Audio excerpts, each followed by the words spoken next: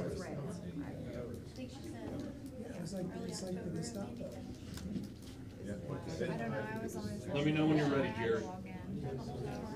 What's gonna be done in October? I I drove by today, I think it's like halfway, so nice. Well, the fact that the trees, you know, where they, you know, he did all the tree work, Right. it's all moved down, it looks so nice. I mean, it looks. All right. You ready? It looks like. We are ready. It's recording. You know where that lot is? That's fine, Jeff, if you like. Yeah, you can shut it. It really looks like, I mean, that should be like they're doing anywhere else. Good That would evening. be a good place to go.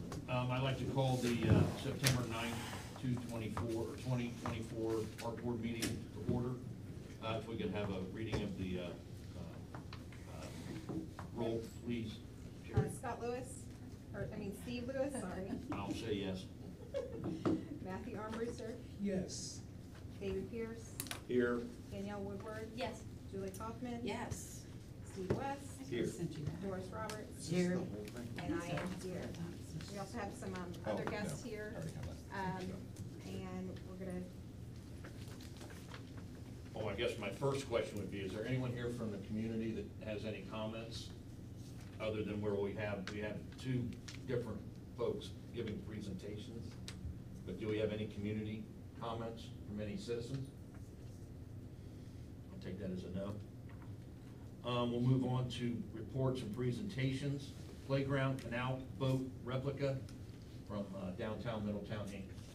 I don't know who's, are you? it's Mary. Do we want to try? We're gonna try to get this going. Oh, that doesn't, I don't think Oh, it that won't works. No worries, everyone got printouts. I wanted to make sure you got color. I know in the black and white it didn't do it justice.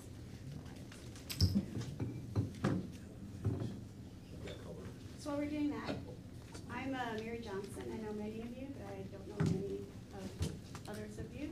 I'm a 34-year resident of Middletown. My husband and I split the commute. We live next 575.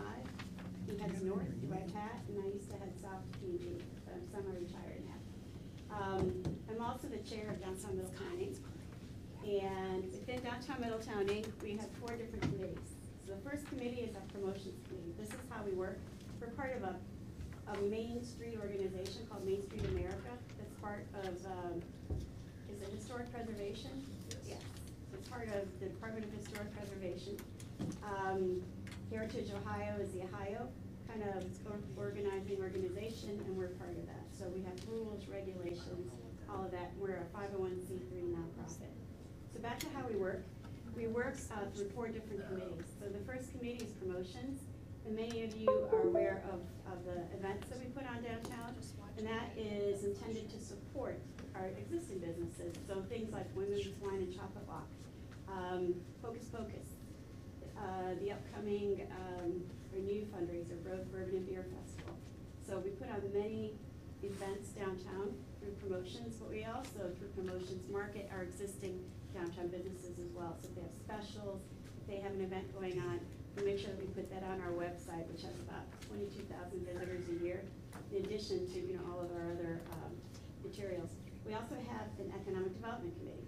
So that committee is working together to figure out how we can introduce new businesses, residential areas, and so on to downtown. The third committee is the organization committee.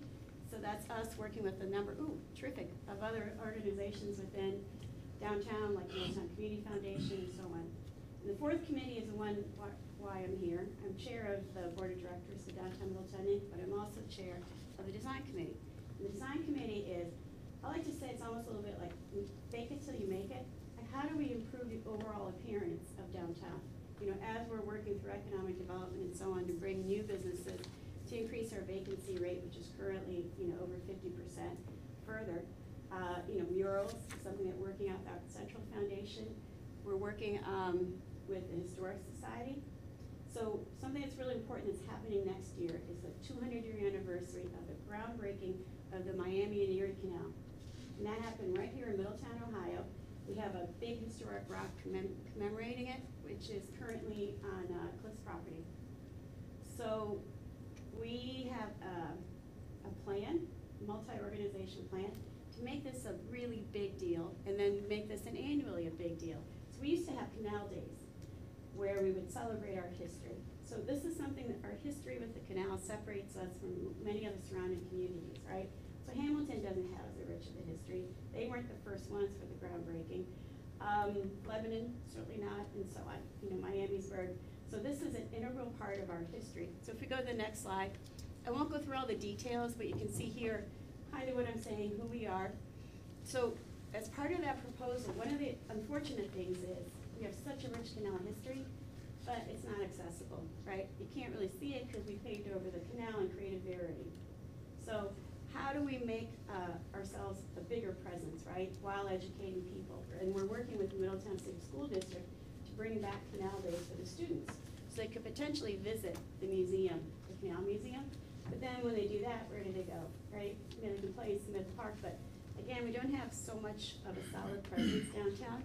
So what we have is, through the Cleveland Cliffs Foundation, put in a grant request for $220,000 and $220,584 to create a new park. And this is something that Scott has kind of helped us with, citing the feasibility of it and so on. So if we go to the next slide. A new playground, Oh, not a yeah, new cool. park. A playground, not park. It's a big park. Just enter. Yep, cool. All right, so historic background.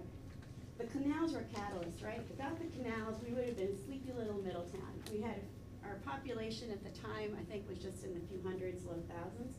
But because we were such a destination, and with the Miami-New York Canal, we can now trade with people all the way from Toledo to Cincinnati. So there were, I think, on here, 1,000 passengers a week. So you can see, really the whole city spreading out from that. With respect to Armco, not only do they own the site of the groundbreaking, but also too, George R. Verity, the reason he even looked at Middletown is because it was on the canal. So Armco Steel would not most likely have been in Middletown if it weren't for the canal. Also, I'd love to see Abdul Shakur here. He can also testify, along with Historic Society, of the role of the canal in the Underground Railroad, right? So Ohio wasn't so friendly to ex-slaves, so many of them wanted to go further. Once they crossed, across the Ohio River to Cincinnati, we were looking for means and ways to spread further north to more friendly and communities with more opportunity. So if we go to the next one. Oh yeah, shoot, that's me. You're right. Okay, my apologies. So so that's our request, right? People don't really know about the canal history. I've lived here for 34 years. My daughters grew up here. None of us knew about the rich canal history. Again, it's hard because we don't actually have, a canal, a visual canal, or a really good experience. So that's why we're proposing to create a playground, a canal-themed all abilities playground at the Smith Park entrance to the Canal Museum. So when they do that field trip, right, the kids can come to the Canal Museum, then they can come and enjoy the playground, which is also an educational experience for them. And again, as someone who's also very interested in education, it's multi-sensorial, right? That experience is really gonna cement the canal history into them at a very impressionable age. So if we go on, main beneficiaries obviously are the people who live here in Middletown, the residents of Middletown, Ohio, school children, and so on. And as we all know, you guys know more than I do, the challenges that we have here, particularly based on income and so on. The park, Smith Park, is a fantastic opportunity. So Dave, as you can see, we highlighted the Ohio Challenge Hot Air Balloon Festival, as something, as an event that's held in Smith Park that brings tens of thousands of people downtown from all walks of life. This is a location that we have proposed, again, working with Scott. So if you look here, there are two entrances to the Canal Museum. One is along Verity, which again, that used to be the canal for Middletown. And then if you walk from the Canal Museum over the bridge, you will now, over where the hydraulic canal used to be, which is kind of that divot that you see in there, you can see where we would want to site that playground potentially.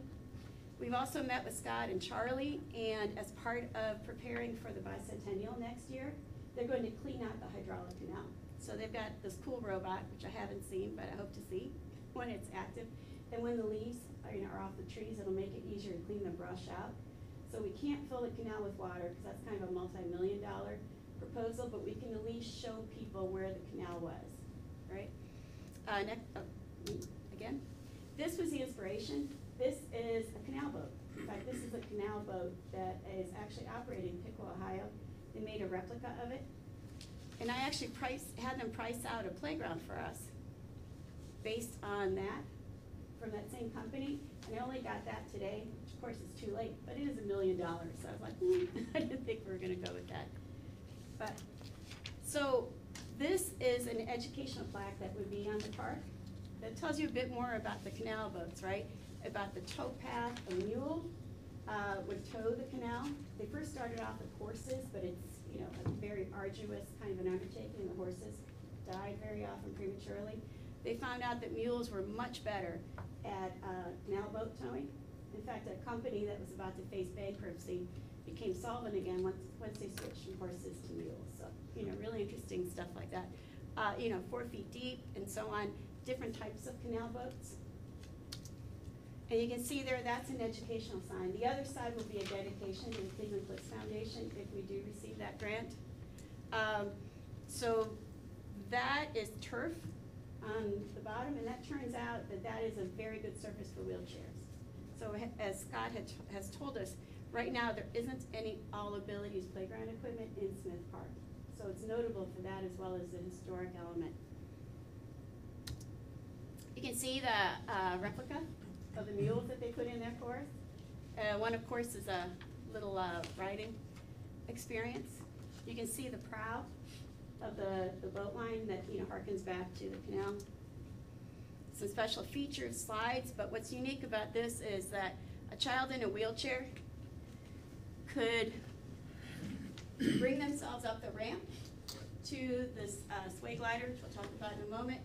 You know, experience all these auditory and visual equipment here, and then if they're slightly mobile, they can hoist themselves up to one of the two slides, the single slide or the double slide.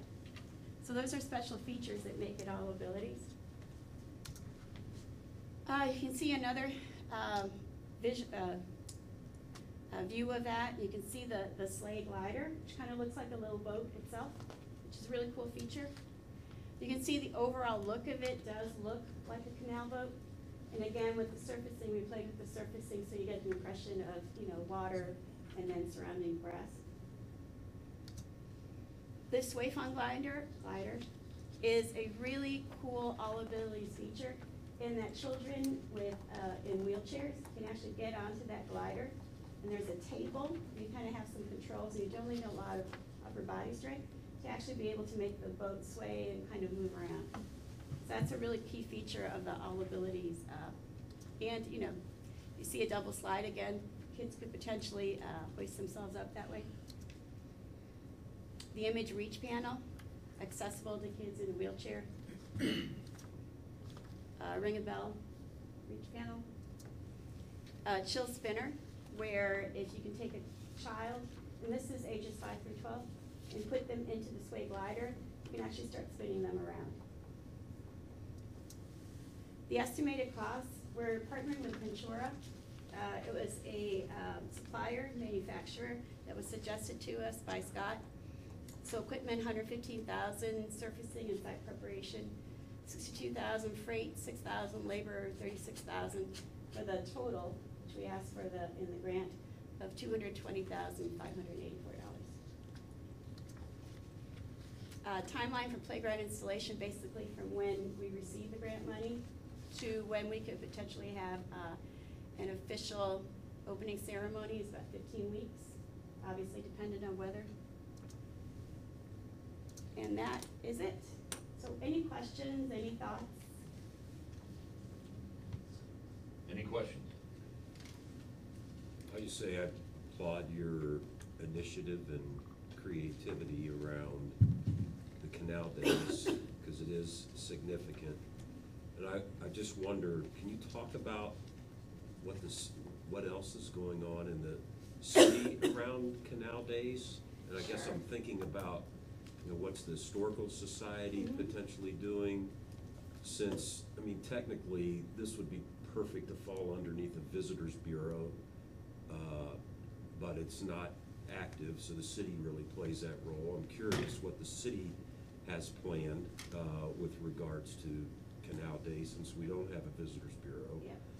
Just what globally is going on? What's the thinking citywide around this? So what we've had is, we've created a steering committee. So we have a canal committee within the Historic Society. We meet monthly, bi-monthly. But we also created a steering committee. So we've got the Middletown City School District involved. We've got Miami Regionals involved. We have the city involved. We just haven't met yet for a more detailed conversation. And Middletown Community Foundation and so on. So the idea is that we would have a parade.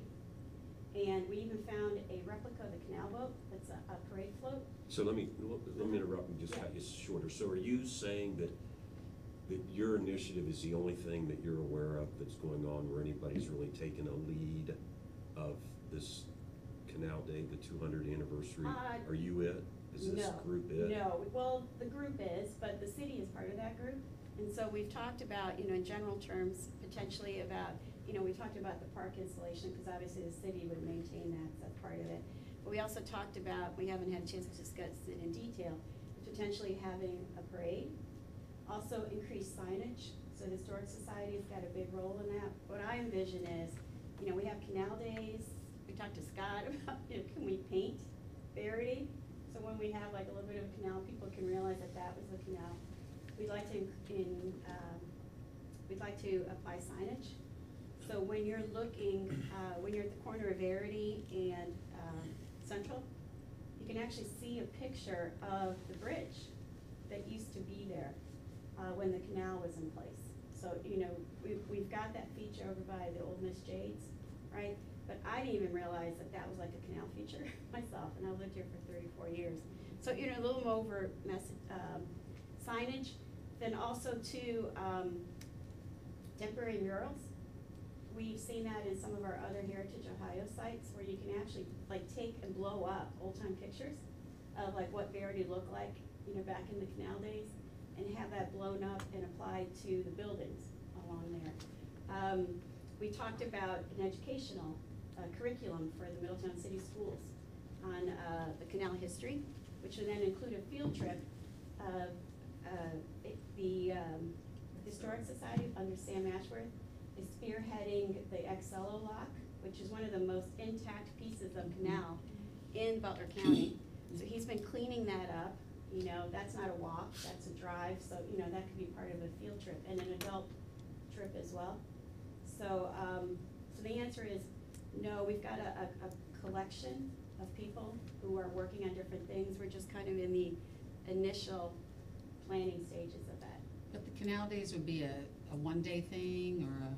But well, that's the other thing too. That's why, I've got you, Dave, on my to-do list to meet with you to think about, could we make it a week-long thing so it's in conjunction but not overlapping? Because I know with city, services and all. Excuse me, this is the park board meeting.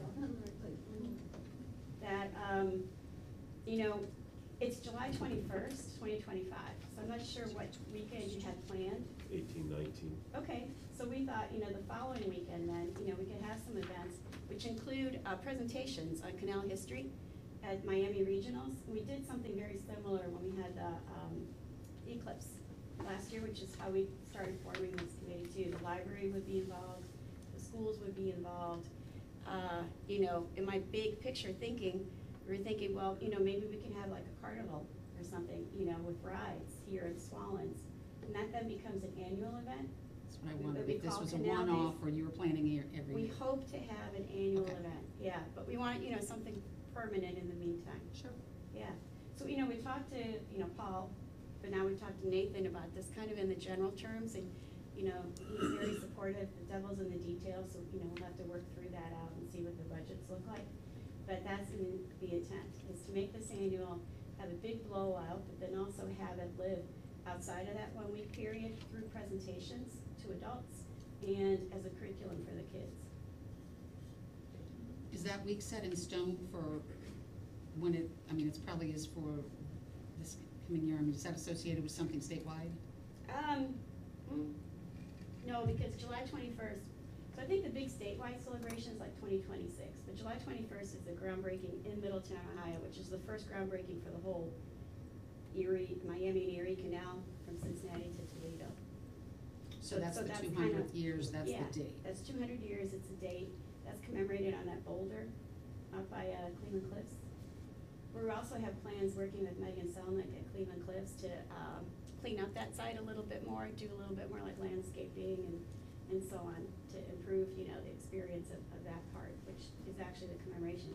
We even tossed out ideas of like inviting the governor of New York, who was here for the groundbreaking, you know, to come back for the 200-year celebration. So these are all things that, especially within the Canal Committee, we have talked about. But yeah, the intent is to make it annual. This also fits in with, I don't know if Jacob Schulte's had a chance to present to you his plan for creating a canal district within downtown Middletown. So again, that fits in really well with that, which would have its own unique signage. It would have the park, which is currently the pit, right over there. Yeah. You know, as part of those plans. So it's a collaborative effort to raise awareness and presence of canals as part of the Middletown identity, as a way to spur economic development, but then also differentiate ourselves. So that's my my background at P&G is scientific communications. So it's all about, you know, and you know, folks here know all about that. You know, how do you market yourself? How do you make yourself unique? You know, it's for example, if you're going to Dayton, right? You're going downtown, or you're going to the Oregon district, right? So people are coming to Middletown, or they're going to the Canal District, and what is that experience like? And this was my, you know, the group's actually inspiration for that. Like, how do we have more of a presence when the canal has been paved over? And so this playground, you know, very much canal themed is part of that. So my question to you guys is, from a cost point of view, I know we're using, you know, supplier and so on that, you know, the city has worked with before, Insura, but do those costs look reasonable to you? Like Scott, Jerry, I know you've been working a lot. Yeah, I mean, that's what you would expect for. It looks a little under what I was. Well, it's a little bit smaller, I think, than what you've been scoping. Yeah. And I think part of that is the all abilities features, like that sway glider and so on. I Right. think that adds costs. So I think it's a little bit smaller in scale than Right. what you scoped here recently. So. In comparison to Sherman, for equipment, that's about what Sherman is. Right, but then you have the other. But feature. Goldman has all the abilities features too. Yes. That's So a lot Balance. bigger. the Yeah. surface is. The Yeah, surface is Yeah. The surface is expensive. expensive, yeah. Yeah, especially, you know, being all abilities, you have to have the, you know, ability for a child to wheel themselves around in that, on that surface and make that flat. And, you know, that glider is quite expensive too, just on its own.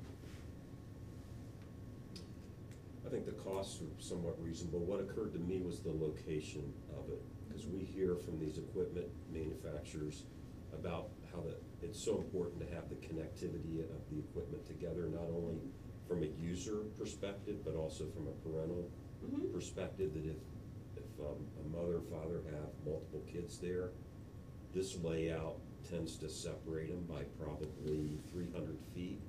Roughly, it was sort of hard to tell, but my guess is 200 to 300 feet separation. I think that would be, I think you just want to think about that, to have one parent watching kids in two locations. I think somewhat of a challenge given the distance, so I would just really focus in on that location. Okay, great point. In fact, that reminds me of another question I had for you guys. You know, clearly within our budget, there is no budget to put in picnic tables, right? Like some of those like iron picnic tables or benches. You know, is that something that the city could potentially put around there? So, you know, if the school group was there, they would have a chance, they could eat their lunch there. If parents were there, they can keep an eye, you know, on their kids while they're there, that sort of thing. Some of them are movable. I had a question, is there sidewalk that leads to that? Yeah, you have that, so you have that sort of parking area and then a path that, And is it concrete? no, it's asphalt. Okay, well, yeah. You have a problem need some sort of formal, like a formal pour to get, formal pour of a sidewalk to get to the Between the playground. existing path and the Yes. playground, Mhm. Otherwise, it'd be too difficult to get over there. especially for a Wheelchair, wheelchair. that's what I was You thinking. definitely want connectivity from the existing path to, no matter where it ends up. Oh, yeah, Is that yeah. pricing including all Absolutely. of your crew prepping the ground and all of that kind of stuff too? Yeah, yeah, that's the surfacing and ground prep. How do I get it back on so I could like zip Oh. through the bits you're asking about? Just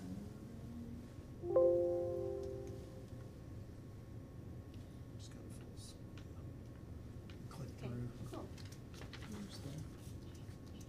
Yeah, so there it is. So you can see that there is that asphalt pathway, but you're right. It's also part of the, is that the walking trail? It's kind Yes. of cutting through, yeah. Yes. So it's part of the walking trail, but you're absolutely right. You still have to be able to get from like the asphalt, the parking lot and all of that to the, you know, and we don't have that in our cost estimates, so that would be a cost that would be incurred by the city. In addition to any like additional equipment kind of on the periphery for kids to have lunch, that kind of thing. And then, what was the other question? Costs, oh yeah.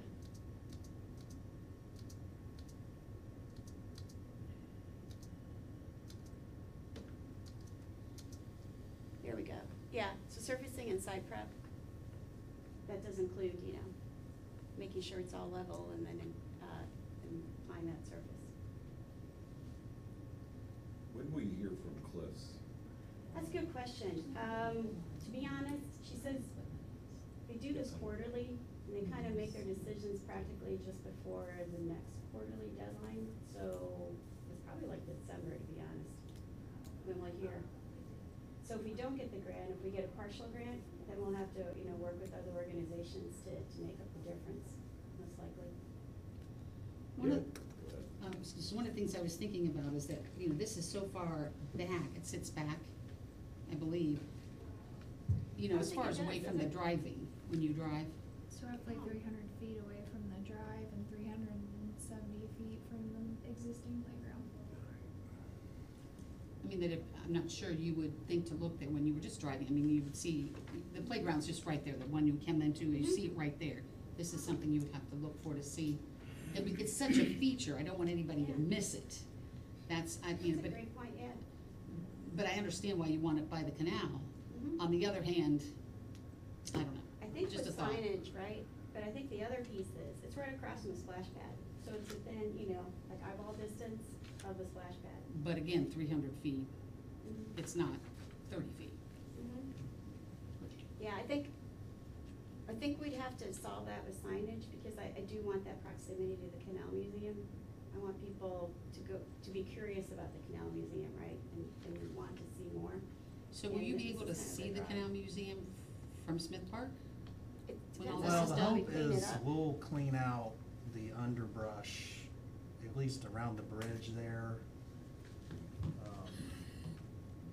Because you really can't see it. But I think once that's done, you'll have a clearer view of the building. I mean, you'll still have the larger trees between this and but there's all the, I'm sure it's honeysuckle or whatever else. And we have that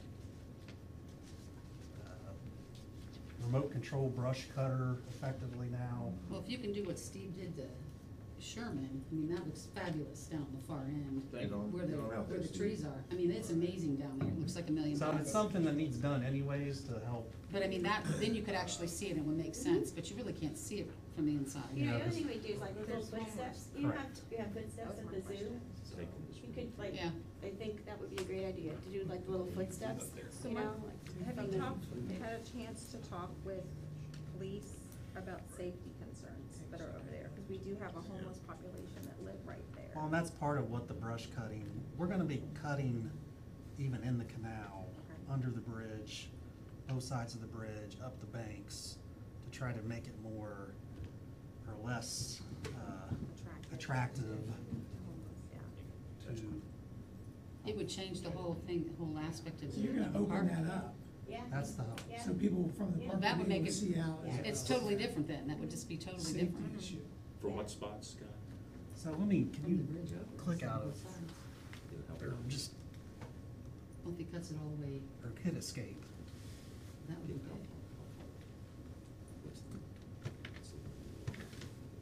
Well, you know, when I gave him a brief about the Actually, design, let me drive. I said, make sure that, people can't live in it, you know? Cause, you know, if you, some of the canal boat models that I've seen, they actually are like an intact canal boat, Right. and you could live in it, so I said, make sure that you could not live, you know, in this structure. You'd be It was open. surprised as some of the pocket parks that we've got around town, we're having issues with homeless, camping on the top of slides and all sorts of stuff. One that's, park that's over at 14th and Baltimore, Michigan. Michigan, we have some homeless issues going on over there too. Cause it's kinda hidden. Scott, where's the closest Any power to flat that site? horizontal surface. Well, I mean, there's electric over here. Actually, that reminds me of something I need to tell you guys Yeah, it about. would have to be there because Yeah, of the yeah. Christmas. Oh, yeah. Oh, yeah, it's Okay. all. That's True. everywhere. Okay, so would it be from almost like the street all the way back to that would be clear except for the big trees? I mean, the brush would be gone? That's a lot. Over time, yes. I'm not saying that's gonna happen all this Sure. winter, but the hope is to obviously make it more presentable so you can at least see the Canal Museum building through the understory of the existing larger trees there, and where we would get rid of the smaller stuff. I think we could cut up to like a 3-inch Okay, yeah, 3 or 4 inch, I thought it with was this cool. machine. What'd you get, a pecan? Flail bot, Okay. It's like a pecan, but and it's got Is it like a, smaller. Is the head out front? oh yeah. So is the plan, eventual plan to go all the way, around south of that, all the way over to the park entrance? Yeah, Okay. eventually. That's not, don't, like, I'm not I saying hear that's ya. gonna be done by Christmas or anything, but And is it really to eventually- keep you going probably- all the way All the way down? in the canal, certainly, but then up on the banks, all the And way then down. perhaps even go the other direction, cause then the canal goes the other Right. way too. Right. That would be amazing. Are you able to fill that in? The canal itself, yeah, you could. No, does your plans include No. that? Is it, how much did you say it was gonna cost, like, premium on something? Oh, yeah. The intent is not, at least as of now, not to fill in the canal. There is a drainage, so there's a stormwater outlet here. Why would you fill it? It used to be filled when, we first moved here, like 30 years ago.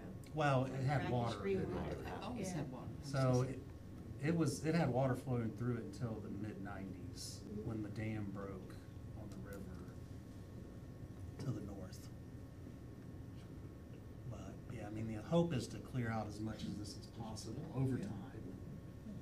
Well, that would be nice. That would be a real, I think, a addition to Smith Park, especially the pathway, walking.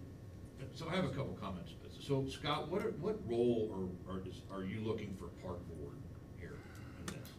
I don't know that I think it's just a, Knowledge? right, an informational piece to make sure there's no red flags that jump out to park board. Okay. I mean, ultimately, they have to get the grant, Right. and then the city has to be willing if there's gonna be any, So who do you envision being the lead in this? Because you have Sam Ashworth, I've got an email from him with historical, you got Deb Morrison over at the canal, so this is all DMI DMI would be the the head lead, of is this. the way I look Okay. at it. And then, my suggestion is, if you're gonna have artificial turf, synthetic turf, it has got to stay dry. You also don't want a bunch of leaf buildup, but it has got to be able to dry up or you will get mold in it very quickly. So, wherever this is going, I would suggest you at least get 6 to 7 hours worth of sun. I think you do. And right? Deb Morrison is aware of what's going on? Pardon me? Deb Morrison is aware of what's Oh, going on? yeah, yeah. In fact, she knew, we haven't had a chance to meet with them just because when we met with the steering committee, it didn't fit with them, but she's absolutely aware of the plans and so on. Scott, is there space on the existing footprint where existing equipment is? Possibly. I Right think there your is where- best bet would be across actually from that. There's Well, available yeah. parking. But you have Light Up Middletown that needs to be kind of talked to as well, correct? I'm just Correct, asking. yeah. And they Oh, yeah, have, they they're a have. user of the park as well, yeah. Right. Yeah, we But just, there's we just looked at the existing closest parking spot to the canal museum that it Sure. would fit, Seems that's far not, away. nothing was like, In stone. yeah. Right. Yeah, okay. If, But it I- would be cool to be on the other side of, you know, because that's a real dry area right there, and there's nothing in that area across the driveway from the existing park. Yeah, I question the need to be close to the Canal Museum because their hours of being open are so limited to begin with. And that's not a criticism of them, it's just a reality from a manpower perspective. And so except for on Sundays, it's closed. So if they're, so I don't see the importance of being located near it because it's limited hours. I think, you know, one of the goals with all this is to hopefully increase museum hours. You know, obviously it's all volunteer staffing that, but, you know, if we could educate more people enough that they could be docents, you know, to guys within there. But I'm thinking more, again, you know, I feel like there would be curiosity around that play equipment as kind of the gateway into understanding the canal. And then certainly during the Canal Days Festival, you know, especially if we combine it with, well, it's, you know, it's within that week, right, of Ohio Heritage, that the curiosity, and we could, you know, have it open for 7 days during the Canal Days week, would, I it's get it. kind of like a gateway in there. Yeah, that's why I kind of like the proximity. So if you, that you said that you would hear by Me too. December Yeah. about the grant, Mhm. when would you anticipate breaking ground in 15 weeks from that point? I think, you know, Scott knows more about this, like, I don't know, from a winter point of view, like, when the ground is. You know, as long as it's in place, well, by the end of the school year, because I think, so that we could do that field trip with the bus ride and, You want it and all of that. complete by the end of the school year? Before the end of the school year, yeah, so mid-May. yeah. So working backwards, 15 weeks from mid-May. Is February-ish. Danielle, any questions? No questions, but I did wanna say that I do remember going on field trips to the Canal Museum, and it's one that I've remembered my whole life, and I had asked my son maybe last year if he had ever, you know, I was just, is there any kind of education in the school system about the canal as of now? You know, I don't know, because I haven't had a chance, well, you know, because then school started, so they didn't have any time. But didn't the intent mention is it, to yeah. put that education in there. That's my background, scientific education. So basically, it's, you know, how do you take something that's complicated and make it exciting and interesting? So that would be the goal, is to work with them to come up with a module and a field trip. Yes. That I would be agree. that. You know, one of our newest members, Kelsey Spring, she remembers that too. She remembers going to the Canal Museum, and she, you know, and if you had a playground, that had some mules on it, and it looked like a canal boat, Stick out. yeah, it would stick out even more, right? Then you would have more of an experience there. That's really kind of the driver. I do think that if you do change the location, you know, to not by the Canal Museum, I do think that signage would, you know, as a walkway, or here's a, you know, a fact about the canal, and then you move up a little farther, another fact maybe, Mhm. that you could also take into account. Draw Mhm. people in that way. Oh, yeah. I love that. Yeah, we've done that for some other things, but I love that, the canal Just kind of facts. draws you to that Yeah. area. I would be in favor of having the equipment closer to the driveway where you can see when you're driving by, just even like for, say it's there for, Light Up Middletown. You would see all those people that would come in, would say, hey, what a cool little looking playground, looks like a boat. But I also too, as a former teacher, I know it might be different, I've been retired for 3 years, but teachers got one field trip, Mhm. which they had to plan on their own, and so that was all they got for a year. And, you know, most of them were planning something a little larger or out of town, not that, but maybe with the school system, if they look at this as an in-town, it would count for the big one. Mhm. You know, they might be able Yeah. to draw it in a little different, but that was probably why it's not happening as much anymore, Okay. because they got one. Right, that makes And sense. so usually they went to like a Dayton Museum or Cincinnati or something like that, they didn't stay in town. Yeah, that's really great to know. And they don't field trip generally, there was no field trips before testing. So the first of May, all your field trips were after, generally speaking. Okay. Now, they might consider this, you know, this is a special thing, so it might be a little different than the big one that they would have. But most field trips were after testing. That's really good to know, thank you. Matt, any questions? One back there. Yes, sir. I'd like to offer a suggestion to the board so that you can see what this whole picture is about the canal. Go to Port Middletown. That area where she said was next to where Miss Jade's was. But that whole area there tells you the history about the canal and how it's connected from the Ohio River up to Lake Erie, and how it goes on to Erie over in New York and then goes on. Cause that's a really, that's a gem. And the state of Ohio advertises it in their Ohio Find It Here. The mural is seen all over, the mural that's on that wall. But that whole thing about Port Middletown that he's got right there, that sells the ticket. Mhm. Thank you. Matt? Any other questions? And I just try and keep the meeting kind of moved because we have another presentation that we do need to get to that we'd like to get involved in, but, I mean, I appreciate your time. What I would suggest, Jerry, is that we put this on next month's agenda and allow us to have some time to digest this information. And then if we have any comments, it'll be on our agenda for next month. And then if we have some recommendations or some thoughts or things of that nature, we can ship it over to them. But anybody else? Any other questions? We appreciate your time. Thank you. Thank you. Cool idea, good stuff. All good Thank you. additions to Middletown. Yeah, thank you. And again, it's uniquely Middletown, so appreciate it. Thank you all. And again. You're welcome to stay. Thank If you for want to your hear some personal tree time. talk, you're happy to stay. Which is actually a really big deal for us. We received a $300,000 grant for our tree canopy in the city, which is huge. And we owe a lot to our next speaker, Allie Manning, for getting that to us, so. But thank you. You're welcome to stay if you like. Great. You know, if you don't mind, I'd like to stay as a resident. Yeah, you're good. Very interesting. Welcome too. Allie? Hi. Hi. How are you guys? Fill us in, man. So, yeah, I guess it's the question it was asked of me to come to give you guys information about Tree City USA. Or was it not Tree City USA? I don't know. But here's a handout, it's just program overview and a, Pass them down. yeah, there's 2 sheets to go with each one. There's a packet and a sheet on top. So it just gives information about the Tree City USA program. Program was started, and that award is given to the cities who are committed to growing and managing their urban canopy. The city of Middletown's been a tree city for 17 years, and we've received growth awards for 6.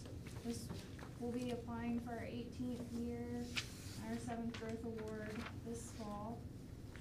Applications are due at the beginning of December each year.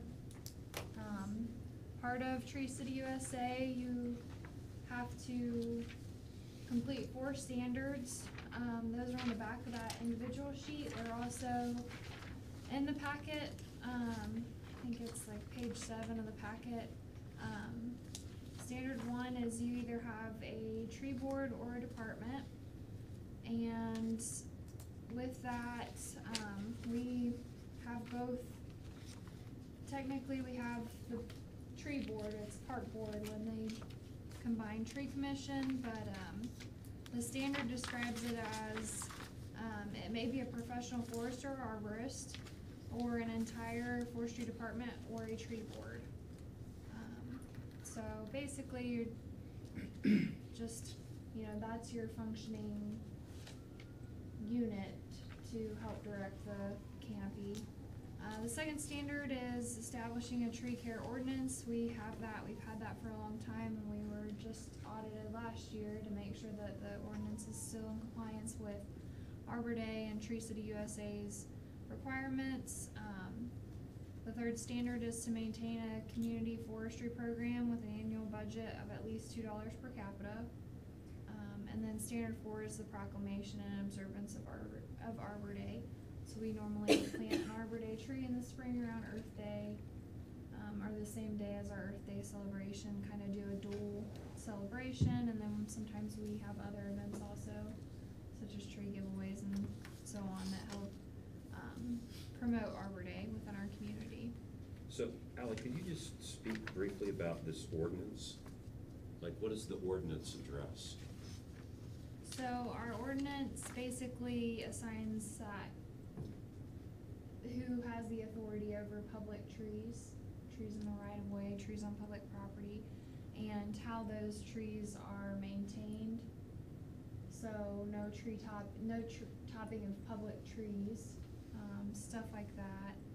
I believe most of you, with the exception of maybe Julie and Steve, maybe Matt, have a copy of that ordinance. I believe you were given it when I was liaison. I gave you Okay. everything about park board plus the liaison, because that's when we were being audited. Like, that's when we went through, the city went through what our ordinance states with our ODNR forester to double check and make sure that we were just still compliant. So, Is it 10:30? yeah. So trimming of trees, there's a couple other, we have other ordinances as well, but this 1030 section is the general one, but, so. Okay. Where do we find that? I went to City of Middletown and Government Codified Ordinances.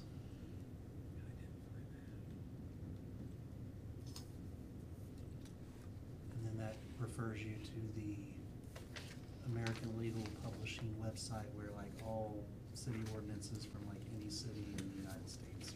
Ally, how much money is that $2 per capita then? Is that something that we are actually spending on trees? Is that what that's supposed to mean? So in that packet, it basically is, yes, similar to what we would spend $2 per person within the city on tree or tree-related items. So it could be workers' salaries spent on tree care, tree planting, watering, fertilizer, equipment rentals or purchases that we need for tree-related expenses, Arbor Day expenses. Are we over or under that typically? We are always over that. You That's what I cannot be a figured. tree city without that. That's what I was thinking. Yeah, you- 'cause it's, you have to population's meet that. 51,000, so we're talking $102,000. There are some years we are close, but most of the time we are over that. We've always, That's what I was we thinking. have to be over it to be a tree city. I was like- thinking we were way over it. That's why I was just asking. Not always, we're not always way over it. Some years we're at like roughly $3 per capita. A couple years ago, we were close to $7. It's really just, Okay. each year it changes. So. And then the growth award, that is just basically recognition of municipalities or tree programs that are, it basically celebrates those large annual accomplishments. In order to receive a growth award, you have to have 10 points of a list of different activities that are all different. For instance, a city forester would be 10 points. New funding source, if it's, 1%, but if it's resulting in a 5% or greater increase for the municipal forestry budget, that's 5 points. So these different categories, they set it up as building the team, measuring trees and forests, so that would be like if you had a tree inventory, planning the work, performing the work, and then the community framework that goes along with it. So if you're reaching out in a different way with education than you have in previous years, you come up with a new education method or technique that you're using in the community, you get points for that. So that's a separate application to the Tree City application that we also submit. So yeah. So your job is to make sure that we comply with the Tree City USA and then try to get the growth award also? That's one small part of, one very small part of my job. Well, that's what I'm just saying, that that's something that you try to make sure we do every year. Yeah. Also.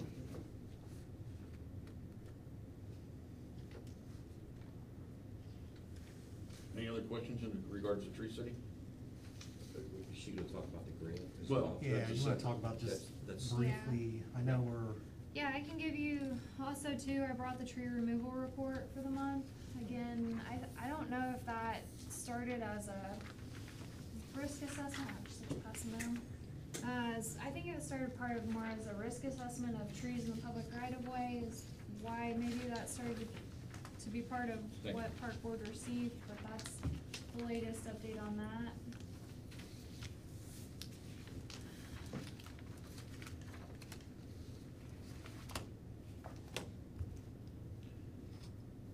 So if you could just fill us in on where you're at with this grant as far as, Yeah, so the grant is actually separate altogether from Tree Correct. City USA. Mhm.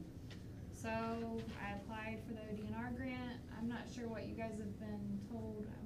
Can somebody tell me what you guys know about it, so I'm not repeating myself? I can tell you that I forgot everything that was told to me. Okay, so I applied for a grant, $300,000. The grant was federal funding funneled down from the feds to ODNR, and they then passed it along to us through a grant program.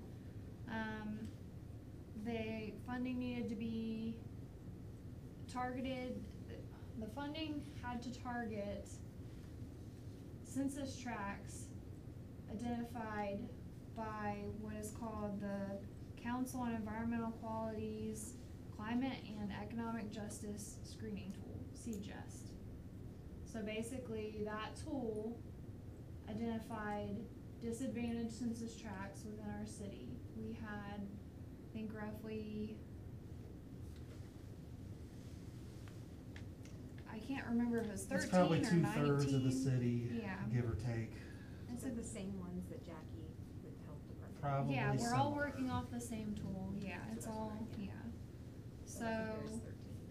as part of our grant application, I had to list out priorities of funding, and those priorities were basically set forth by ODNR. So, with the current status of our urban forest program, we need an inventory, risk assessment, and urban forest management plan. So majority of the funding will be spent on that. I am guessing approximately $200,000.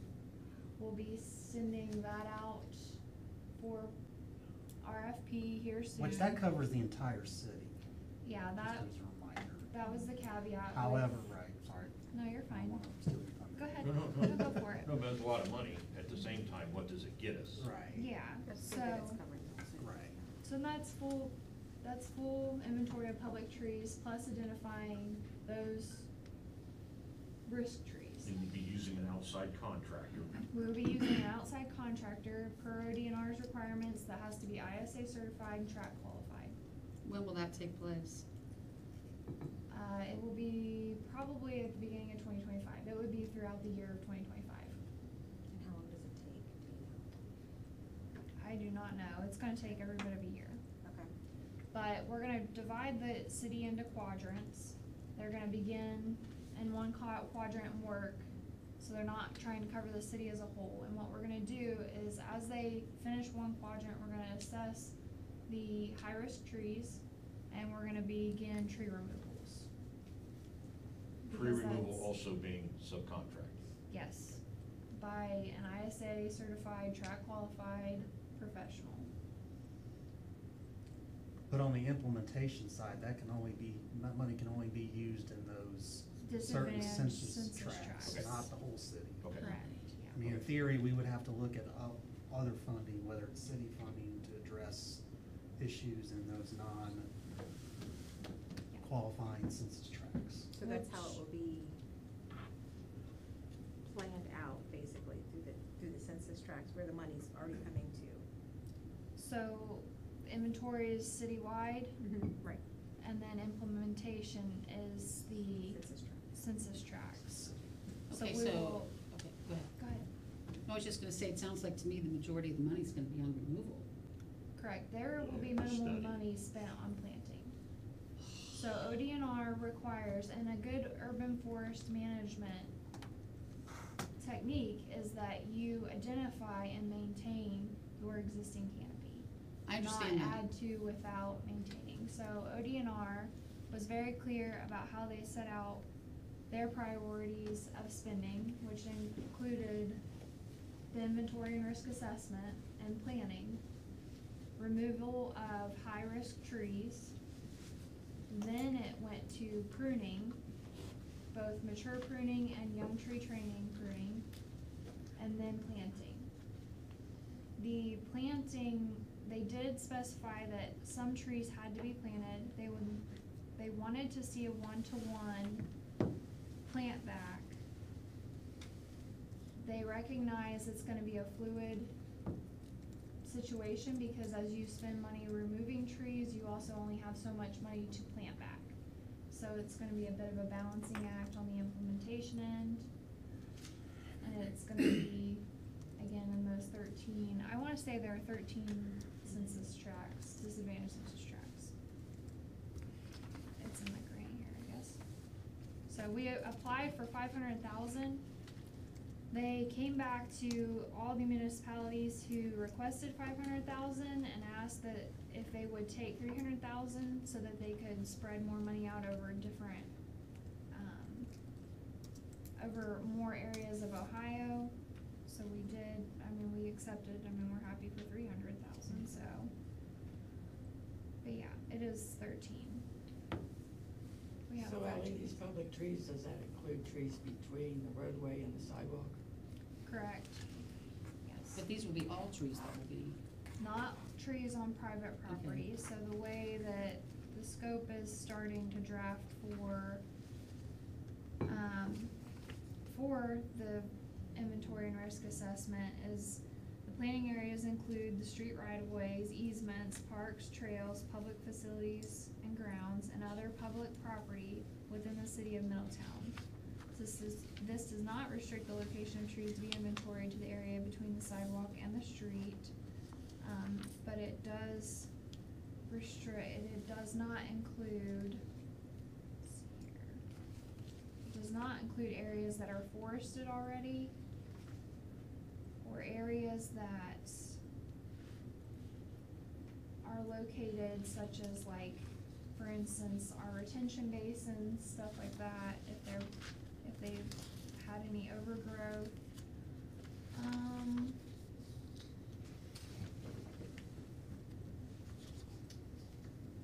And then any trees over, so we also looked at a 2-inch caliper, so we wanted all trees identified over 2 inches. The smaller ones, not so much.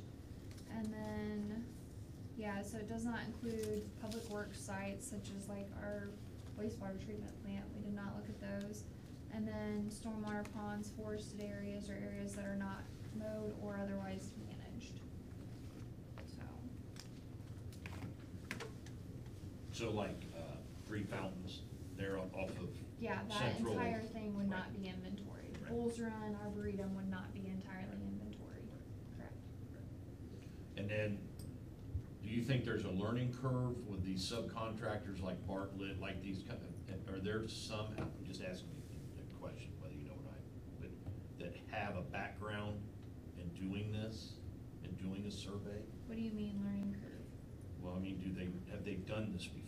Or is there a list of recommended? There will be minimum requirements for those who submit a proposal. Okay. So, for instance, they need at least 3 years in background of projects like this, and they need to have references for those as well. Okay. Yeah, Is your- we're looking at like Davie, Urban Canopy down in Cincinnati. Bartlett is an option, they'll probably submit. Yeah, I would think Davie would be probably on Yeah, top there's of the list. Canopy Works. Okay. Is the R, oh, no, I'm sorry. No, go ahead, Dave, go ahead. Is the RFP out If not, when do you expect it to go out? I expect to go out by the end of September. Oh, okay. Is there gonna be one subcontractor per quadrant No, it will be one contractor overall. for all? Yeah, the For what's. the plan. Yeah, for the inventory and plan, yeah, and then most likely will include like a per unit removal cost as part of it, and that will be optional whether the city wants to do that or not. It's not that we're limited, but we're slightly limited because the removal work, they request that the removal work be done by an ISA certified arborist. So, In the general area. yeah, their website doesn't list a ISA certified arborist in Middletown. So, yeah, we'll be focusing on that and then, yeah. and When's the we'll- deadline to have everything done? 2028. At the end of that year, that's the cutoff then? Mhm. Okay. Yeah, we should have almost all of it spent by then next year. So Al, as you think about 200,000 is gonna be spent on the study, 100,000 for, I don't know, Removal. for removal of the trees, as you just ballpark or guess, what's going to be the ultimate cost to remove the trees that need to be removed? What do you think this city is looking at? I don't know. I do not know. I don't even wanna put a number to it. Cause that survey could come back with thousands. And and that's the thing, it seems like $200,000 is a lot, but you think about your time walking down the street, you're looking at each individual tree, identifying it, and then you're doing that risk assessment on it. We're not gonna risk assess every single one, but it's a lot of money, and we have a lot of tree issues out there. I mean, do you even think 200,000 is gonna cover the risk areas? The 200,000 will just cover the inventory of actually Inventory. finding these. Study. Yeah. Basically, the 200,000 gives us this list. Yeah. What's great about it is that we can incorporate into our current asset management, so that's gonna be helpful to us. Maintain a Tree City. Maintain Tree City, we're set for Tree City for the next 3 years and then $300,000 we have. So, but with the integration into our current asset management, our staff will also be able to tackle some of these as we can. If we have the manpower and the hours to actually do it and not You're do other pruning things. things of that nature, pruning. Some of these can be done in February if the weather permitting. It'll all be done. I mean, yeah, I mean. I was just gonna say it's less busy than July. Yeah. The thing's gonna be really eye-opening when Oh. they get done going through, because we have a lot of softwood trees, cottonwood, silver maples in these parks. That's the biggest issue, is you talk about January, February for removal, it's downtime, you gotta think about snow, but then you also have to think about, can you get on the ground without running? Right. So, Because if you don't have any ISA guys, I mean, almost all this is covered. Anybody else have any questions? Because I'm not gonna hold you up. I just wanted to get a refreshing. No, that's good to stuff. get where this is. I don't think the group heard from you about this. This is good stuff. We appreciate it. I don't think I was liaison before we applied, so. I have a question. In the past, there's been that 150 trees that were distributed by the city, or were not, like last year, they had the giveaway, Yeah, we've been trying to do an annual giveaway, yeah. but there hasn't been one this year? We have not done one this year, we're looking at getting that together right now. So we're Okay. planning on doing one. We started work with Keep Middletown Beautiful, but we're looking at developing like an annual plan, an annual program that sets something in place that maybe we can budget for each year, that would allow us to host that tree giveaway. So right now, we're looking at the end of September for a registry open. And what we'll do this year that's different than previous years is we are gonna open up the registration for 2 weeks to the disadvantaged census tracts first. And then after the first 2 weeks, we'll open it up to the citywide in an effort to be more equitable, make sure that, everyone's getting a fair chance, cause the trees tend to go quickly. And then You said that's gonna open it for 2 weeks after the. the whole registration will be open for a month. It never, they fill up so quickly, we won't be open that long, but, and then the tree distribution would be at the beginning of November. I think with everything and how dry it's been, we were originally looking at mid-October. I think pushing it back is probably gonna be a good option. Just with what's. How much money did we? That's what I was gonna ask, what's the 10,000. general cost? Is that what I said? Yep, Is that the general cost year to year? each year it's varied. Okay. Each year it's varied. Sometimes we get additional funding from other sources, but it's been kind of tough because, you know, we don't have necessarily a program in place to kind of get something geared each year, so. Okay, thank you. I have a quick question for you guys. Calorie pears, you know, if you look when they bloom early spring, you know, the whole 75 corridor all around Don't Cincinnati. plant I pears. think, well, I know, but like, do we have a program like to look Remove for the them? little ones and cut them down before they can reseed? No? We barely have the resources to prune what we have existing. And we really. I think have been spreading the trying knowledge that. is just the best thing, you know, allowing people to know that have privately that it's not a good tree to have, you can't buy it anymore. Try to keep them down is as good as anything, at least get it stopped somewhat. Anything else? Sorry. Thank you for all that information, Yeah, that's good stuff. really Thank helped you. a lot, answered a lot of questions. Well, you've done a lot of work on this, and it's appreciated. And I love this, let me see this. The tree room, that's good stuff. Yeah, I guess my question would be, what purpose does it serve to at the same time now? To know the tree removal. Just to know the quantity of trees?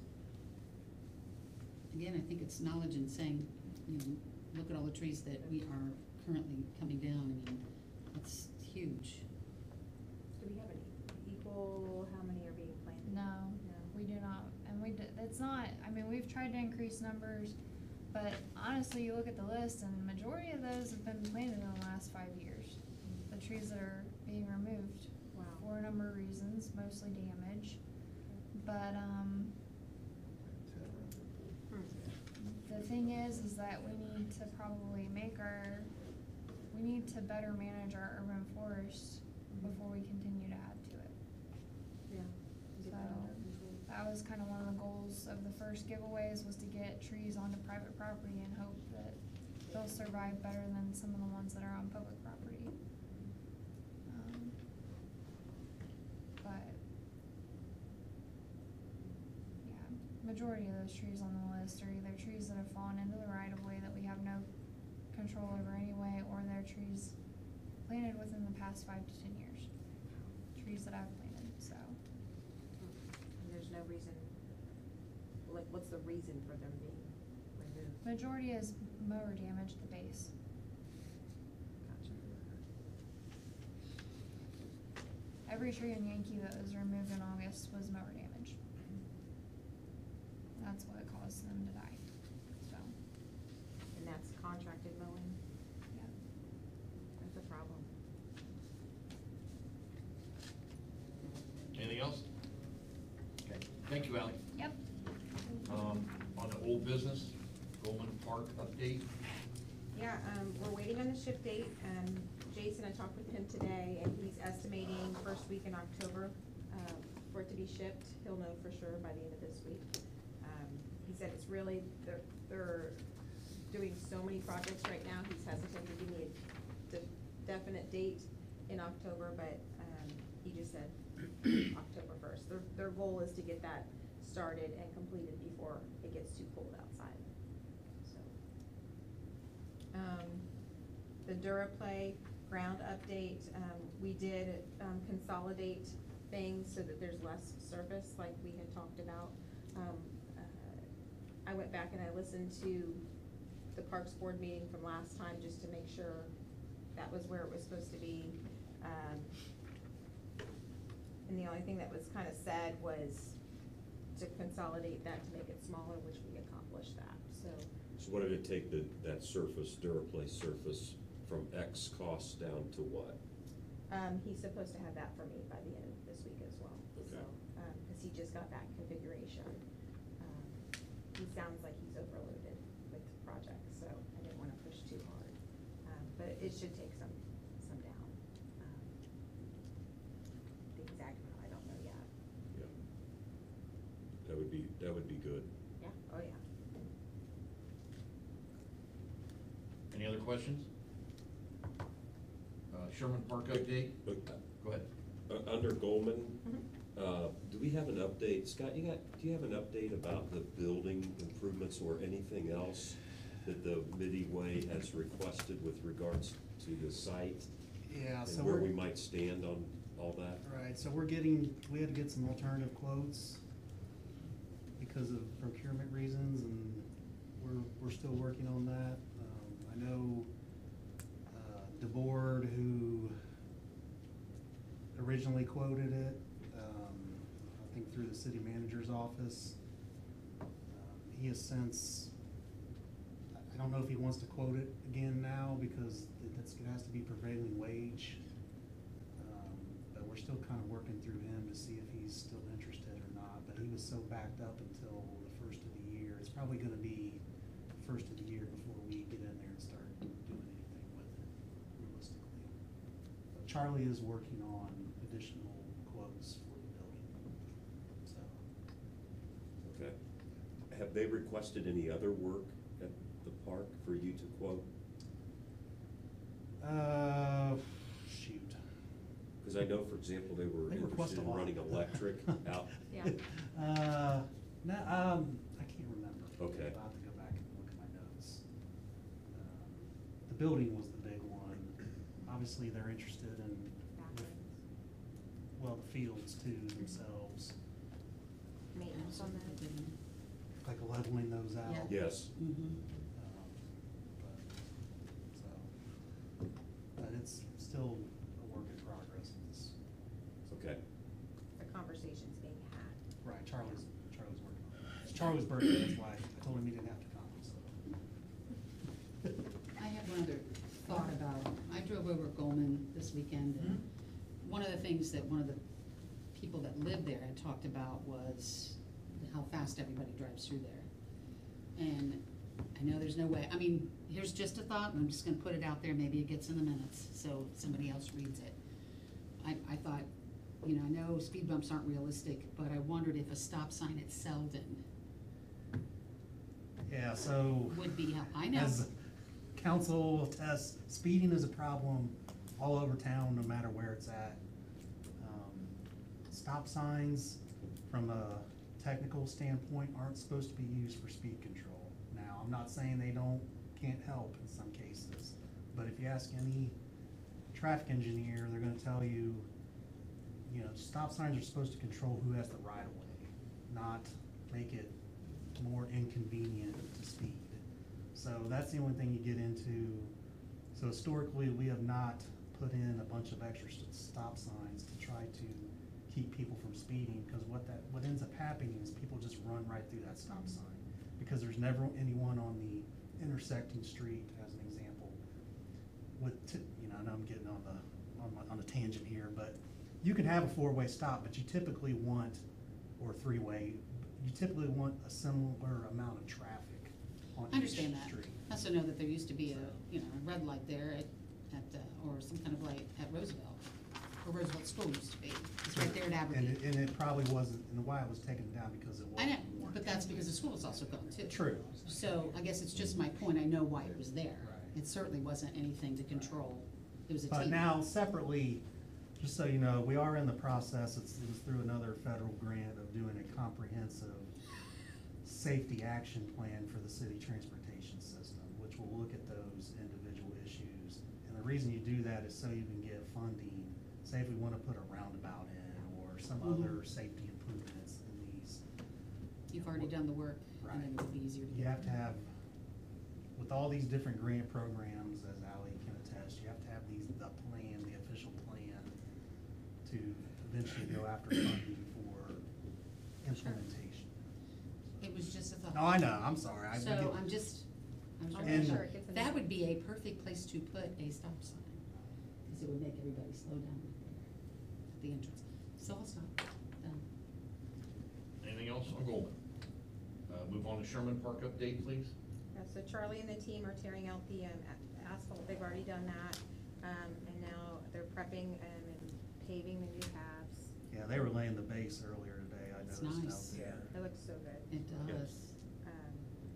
Removing the rest of the old toys, did they remove those yet? I know that was coming. I can't They're still there. remember. Okay, so that's coming at some point this week or next week. And getting ready for the shelter. The shelter should be going in within the next 2 to 3 weeks.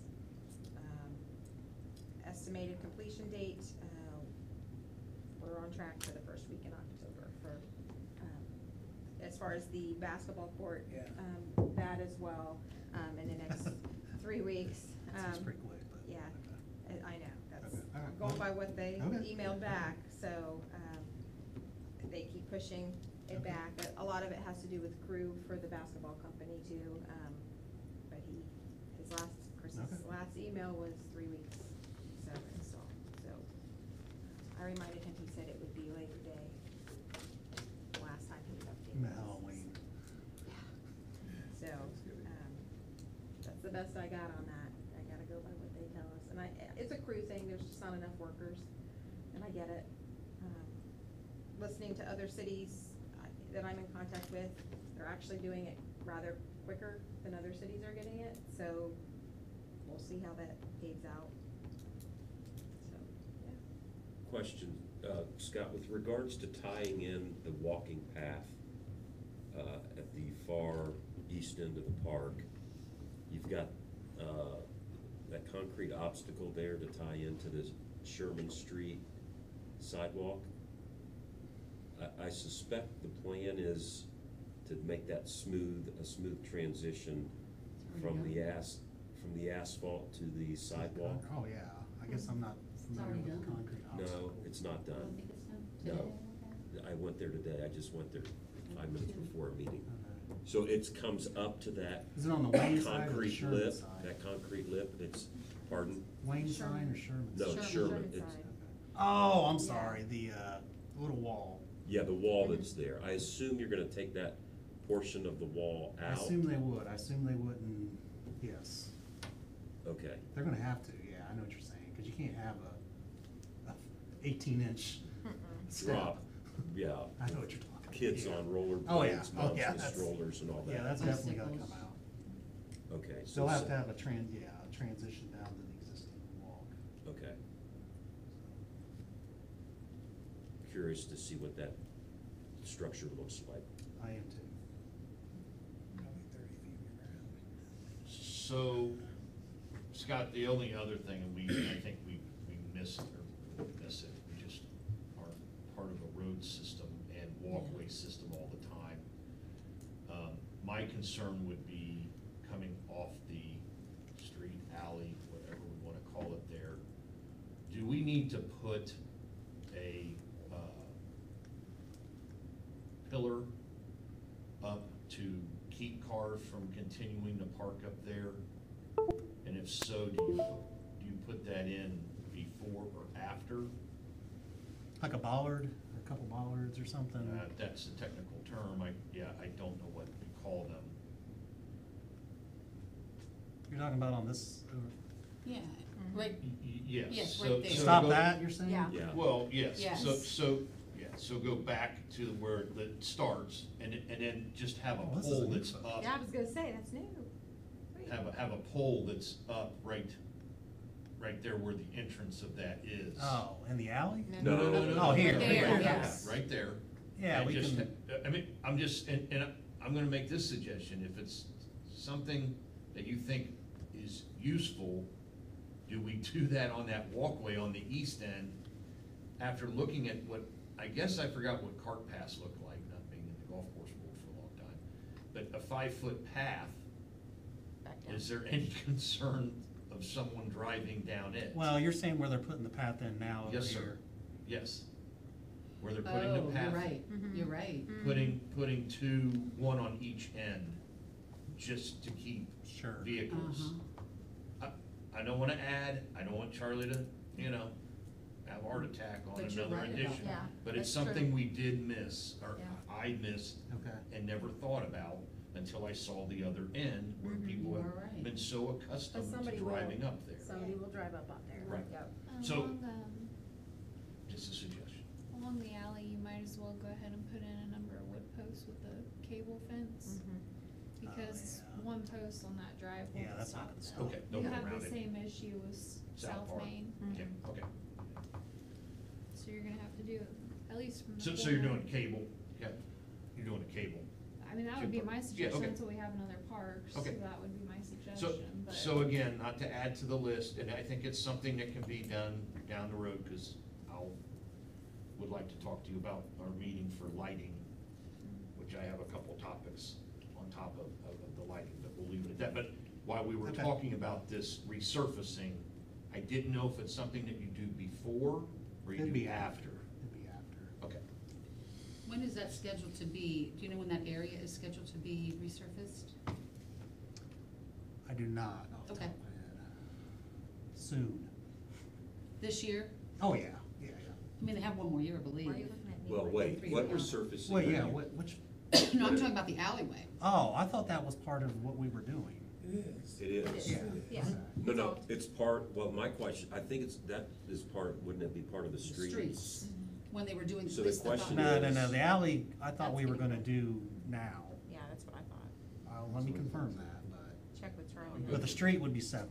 The streets are paved. Cause the streets, we typically contract out paving now, we don't pave streets ourselves, but we would pave that alley ourselves.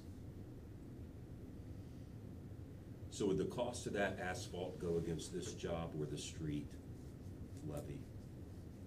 Oh, I guess I haven't really thought about it. We think about that. Our past city manager said it was going to the streets, so just to chime Yes, in. he- Per Paul Valley, is that what you Just- said? Well, no, I think the question that Over I, a cup of coffee. I'm I gonna was text him told. right now and ask him if he said But that. you go right ahead. Get it right. the question that I have is, Bingo. I know. when we do the streets and alleys are done, right, aren't alleys considered part of the extension of Correct. the street? Correct. Okay, so the We question. will pay for the asphalt out of non-park money for the Okay. alley. Does that answer, does that Awesome. satisfy the? Thank you. I'll make Yes, sure to put that in the minutes. Well, and here's the thing, so, does anyone else have any questions about Sherman? Because then we go into the financials. Yeah, I just wanted to say one thing about, I absolutely loved the signage that said, you know, that surveillance cameras were there, I thought, and they're in multiple places. So that was fabulous to see that, because I'm sure everybody else is looking at them as well. So what a nice addition. I've got some, funny videos of kids waiting. They wanted to know where, I was like, right there, and I said, you never know, we might have more, so I won't tell them where. But I thought it was wonderful. Everything is Wonderful. okay. And you really get a clear view from the other end because of the tree, the stuff that's down, all the bush. You can really see all the way through that, and that makes it, They've done a you're good not job. ever gonna get homeless in there. Yeah. I mean, it's No, gone, you can't hide it. it's gone now. I'm sure you had no issues with that at all this summer. It's been great. Yep. I'm more supporting you. So any other questions about Sherman? Because I'd like to really get over here to financials. That's a big one. So, what we were looking for is a breakdown of what we have spent for Sherman. And Scott, let me put a footnote. Like Charlie's hours, those are going against our, No. those are not going against, okay. well, Nor is any of the in-kind. Okay. Like the well, we guys don't- out there working now, they're not, that's not being charged against this money. Okay. Okay, So labor just is making not. sure. In-house labor is not charged. Yeah, I mean, my thing, you know, when I'm running my I mean, I I know have what to you're look at it saying. from my end on how I run my business, and Right. it's a cost. Every minute is a cost. But we're So I happy didn't not to know have- Yeah. where it stopped and where it started as far as money. But separating these out, I'm fine with, but I don't know, I don't know, some of these, I don't like, with Tremendous, I kinda remember what he charged, and I gotta go back to a date, but I just thought we could have a breakout for Sherman. Just and- Sherman And Golden. and Golden, okay. Yeah, with what we're. Yeah, we'll have to go back. We can do that. I just, With I didn't what know we're how to working, break it we down. wanna right, be, you can't. I don't have Like- it. we wanna be on the penny with this, I understand. right? I'm just So- saying with our budgeting software, the way, how we pulled this up, you can't do what you're saying. It's, You have to You create. can't flag it. Charlie's probably gonna have to go in there and be like, this was for Sherman, this was for Sherman, this was for Sherman, and just add it up. I mean, it's Okay. not that big a deal. We're not Okay, talking I know, about- and I don't, but I wanna add, and I'm happy to go down and help him, I don't care. No, he But- doesn't. But I get it, but I would just like to be able to have those numbers. Right, we can create a more specific list just for That's Golden. what I'm- and That just would for be Sherman. awesome. It would be nice before we spend any more money to know how much money we have already spent and how much money's left. Yeah, I don't know why you didn't say Okay. that. I'm sorry. I'm sorry. Good deal. Thank you all for having me. this- Thank you. Thanks for all the information, Alan. This is just everything that's been spent out of that fund or encumbered out of that fund. And keep in mind, this is a generic fund, so there's some items in here that we use money at other parks for miscellaneous fixes that aren't part of your $2 million That's the question that we will. park money. Okay. So those are included though here. But they are included In here, there but there's original. also other items with what you're seeing on this list that aren't part of your, Right. the park capital money that was dedicated Yeah. to council. It's That's the just- number we're trying to get It just at. happens to be, So that. we other have a report generic would be- fund number for park improvements. And Understand. everything's just thrown into that It- bucket. And I know it's tricky because in a way, this is the first time that we've been able True. to allocate money, so we just want to be able. Historically, we budgeted like $30,000 to maybe $50,000 a year in Right. capital for parks. So I'm still sort of using that Mhm. little bit of money for some of these other issues we're having. That's, again, at the end of the day, we will make absolute certain we are spending that $2 million that was allocated at, based on what the park board's desires were. Even though there might be some stuff we're doing outside of that, that's still coming out of the same fund number. It doesn't affect the 2 million that we get. So, Boy, that's another good answer. yeah, Isn't it? yeah, that's great news. You can keep spending So by the money. next. So like, just for example, we're budgeting for next year now. We're gonna have to reappropriate, depending on what we come in at, I can't remember, how much we spent on Sherman and how much we spent on Goldman and how much we spent on the Smith Park bathrooms last year. 236,000. Yeah, we'll come back and make sure whatever the difference It between that balances. is and 2 million, that's allocated for next year. And then, it sounds like council might even allocate more money, but I'm. Well, I was just gonna touch on that. Yeah, thanks. I was just gonna touch on that. So our intent is we're gonna try and allocate more money for this next year. However, what I really recommend you guys do is, because I'm not part of park board, I'm just liaison. So what you guys wanna do, it's your decision. So you've already done a couple parks, you kinda have it down pat. Not every park is gonna have the same breadth of scope, right? What I would recommend doing is, now that the season's kind of coming to an end, I know there's been, Damon Park's been brought up, for example. I would look at multiple parks at once, come up with, okay, here's kind of the appropriate level of effort, whether it be through equipment, maintenance, or, all the tree canopy, all that stuff. And then any purchase orders for new equipment, I would look at multiple parks at once to kind of come up with, I guess what I'm trying to say is you can get more bang for your buck potentially if we approach Snyder next time Correct. with 2 or 3 parks instead of, hey, here's this one. 5%, since we're Yeah. spending this, and not 4% because we're not spending. The intent is we're gonna try and put more money towards the park board. However, I can't say for certain because we don't have next year's budget yet. And we do have a couple big ticket items looming. But the intent, we definitely have a pro park council.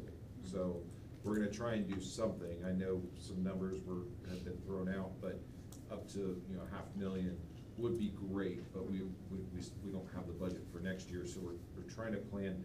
Because the other thing is, we're looking, yes, next year's great, but I'm looking 2 years ahead now. So for this, like, for example, the CSO Basin, the new park, I should say over there. Right. That's going in over there, it's gonna be a lot of money. It's gonna be a lot of money. It's right now 1.2 million over budget. So we're looking at options on that.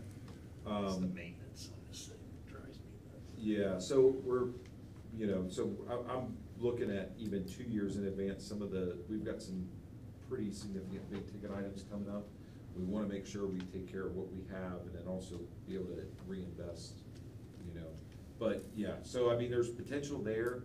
I think, we kinda know the schedule with what Jerry's worked out with Schneider. We kinda know the schedule is 3 to 4.5 months, basically, lead time on pretty much everything. But I think the winter would be a good opportunity to start looking at 2 to 3 parks, and then it's easier to kind of gauge, okay, for these 3 parks, total estimate would be, Right. X amount. We can kind of look at value add, okay, do we kind of scrape from this fund, go to this?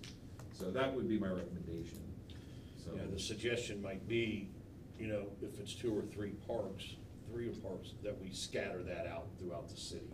We go out to the east end, we go out to the west end, but we have 3 or 4 that we wanna do. But I would like to see us branch out a little bit to the edges, that's just my opinion, so that we're being visible throughout the whole property. So that's just a suggestion, but I appreciate what you're saying and putting that in our heads in September, because it's gonna be December quick. Right, Well, No and kidding. that kind of segues into the new business items too. Right. Do you mean to segue? You're go right ahead, Yeah. go ahead. Let me say this, Okay, fine. I'm really glad you brought it up, and I'm really, pleased that council supported the parks and what we're doing and what we're able to accomplish. And I think as it relates to the playground equipment, we can easily focus in on that. In Charlie's defense, it's one guy and he's got a lot going on, so to the extent we get into something in a park that requires Right. more than just a playground Yeah. look, I just think we gotta be cognizant, this isn't a criticism, we just tend to bog down because it's one guy trying to balance all this, so.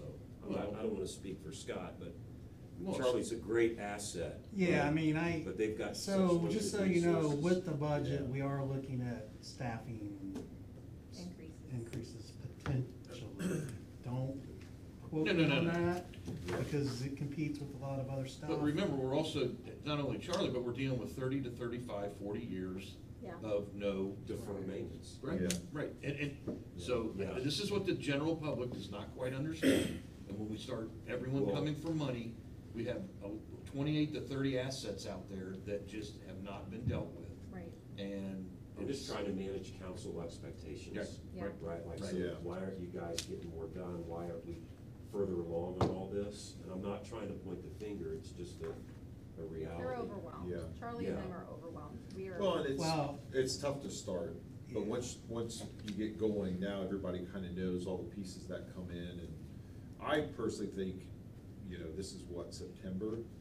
And we didn't really start looking at stuff till what, February? So I mean, to have 2 parks basically gonna be completed, I mean, I think that's more than acceptable. Jason's done a So, really good job, Yeah. and Charlie especially, Yes, has worked on, he has. and Jerry, I mean, Yeah. worked very well together. But I do appreciate Well, both you stuff. getting those trees done, that was probably the biggest thing that, in my mind, that happened with several parks, just to see, that was a huge thing for the people that lived there, to see something was gonna happen. Yeah, we gotta work on the canopy, and that's what I gotta talk to Ally about, is where does this fall in with her, this, program? Does that affect, and I'll talk to her about that later. But that happened in February, I mean, so people knew in February, something was Yeah. like, this is Right. exciting, something's gonna happen. Right. That was amazing. Okay. Anything else with finance? Okay, Jerry, new business, please. Douglas Park splash pad, since you're here, I know you're not gonna present anything, but we have had a conversation, we are getting bids for that kind of We're stuff. not getting bids yet, Not- so. But by, We have a consultant just looking at doing some preliminary engineering on sort of level of cert, like, do we want the Cadillac or do you want the meter, or do you want something in between? So we about have that ready, we about have a draft report on that. Does that mean, Scott, like, are you thinking like what we already have and replacing it, or do we do just these pop-up out of the ground? I mean, there's, how many different styles We're of gonna splash have, pads are you're there? gonna sort of see three concepts. One, Okay. the basic one would be just shooting water out of the ground. Mid-level would be more like we have now, and then high level would be more like we have now plus. Okay. Okay. So, in a nutshell. And I'm supposed to have that report, actually, they're done. I had a meeting with them Friday. They're supposed to have that to me actually today, and then we're meeting internally later this week to go over it before we come back to park board, and then ultimately the community as well, to see what they want, because we do have money budget even with that consultant, if we want to use it for public outreach on this, to get feedback from the neighboring, or the whole community. And I think we'll get a lot of community out for that Yeah. specifically. I think too, the other thing, with Douglas is Nathan had suggested that we look at other things within the park that need to be improved on as well. The building, And the parking the lot. parking lot. Curbing. Yeah, just overall. And what are we doing with the improvements. large grass area? Do we wanna upgrade the basketball court? Like what, I mean, these are Do things we that take out the volleyball nets? Sorry, just asking. I don't know. I mean, I'm That, hoping they're that being wasn't used. part of our, Yeah. I think we were focusing right now on the splash pad, the Yeah, I get parking it. lot, I get it. I get it. and the playground equipment. Yep. And actually, It's not just so bad. you Well- know, in what our consultant did, they actually looked at the playground equipment also. Okay. So, But the splash pad is non-functional currently. no, it is functional. Half of it. And It's it's in bootleg. worse, but it's worse. It's MacGyvered. Okay, it's If you- worse if you remember situation that term. than Smith. Oh, yeah. Oh, But But Smith isn't- Smith I is. know. Borderline there too. And which I actually had a conversation, so the consultant we're working with, they think there's grant funding available for splash pads. We're in such a time crunch, we're not gonna use that on Douglas, but I mentioned maybe looking at that, it's for Smith down the Or do road. you not? Because it's gonna need it probably the next 3 Two years. for one. But, So that's what in I, a nutshell. in and around the splash pad. We were directed to Yep. get on Douglas. Yep. I bet. So, immediate needs, address safety issues in parks, basically going back to the Parks Master Plan. There's a particular park on 14th and Baltimore. It's like a pocket park. It's Michigan. Michigan. Michigan Park, Michigan. and it is, Bad. it's bad. It's a mess. So- And let me, and can I interrupt? So when we're talking about finances, to go back a little bit to you, I had said to Judy in one of our conversations, obviously equipment's important, vegetation, but safety, big time, Big time. is something I think we need to take into consideration, and which we have, and we always will, but if we don't really, when we go out, if we put in a checklist and we go out and start looking at these parks, what are dangerous spots? Well, right. That's a. Which your it's staff, bad. Right. Yeah. staff should have a Right. pretty good background. So with Michigan specifically, we're probably gonna take a step back before we take a step forward, meaning that playground equipment's gonna have to come out, cause it's a safety hazard, and there's concrete that's gonna have to come out. Yeah, it needs leveled. And it's not, we're not necessarily gonna be putting new playground equipment right back in. Right, So- just get it. With it being out. that close to. Yeah, it's really 2 blocks from I don't Oakland. necess- I Right. mean, So- I really Right. don't think that, But I'm sure we're gonna get some negative feedback from the neighbors initially. but it's literally 2 blocks Right. from the new, Right. brand new park that's going in, Right. so Right. I'm kinda like, Right. let's just. And I'm sorry, South Park isn't that far either. Right, South Park exactly. has multiple equipment.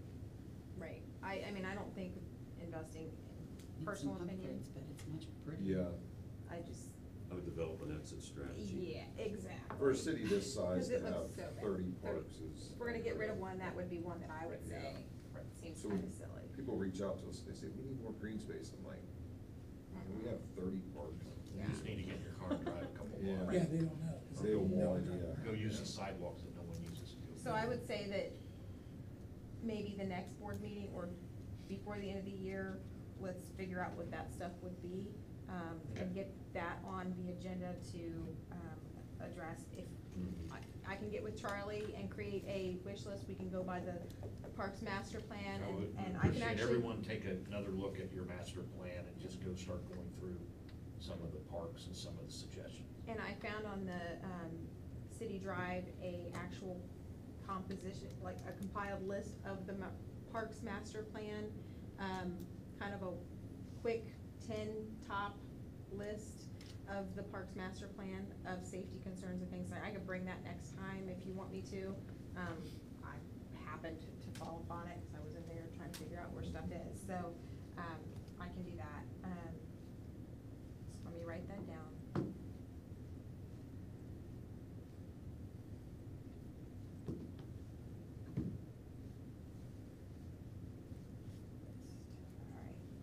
Alright. The next piece is more of an FYI.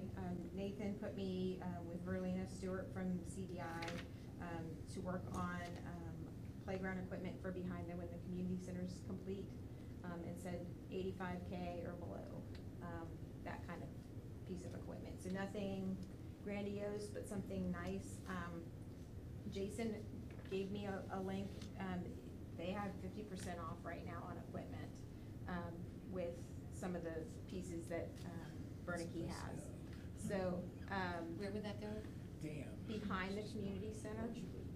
Couldn't, too bad we couldn't buy it for $3. So, Yeah, let's just I'm gonna buy get, I'm meeting with 3 her, parks right now.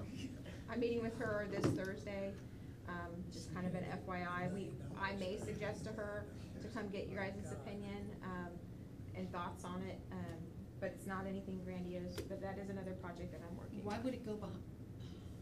What? There, I don't know where until I meet with her, she's wanting this.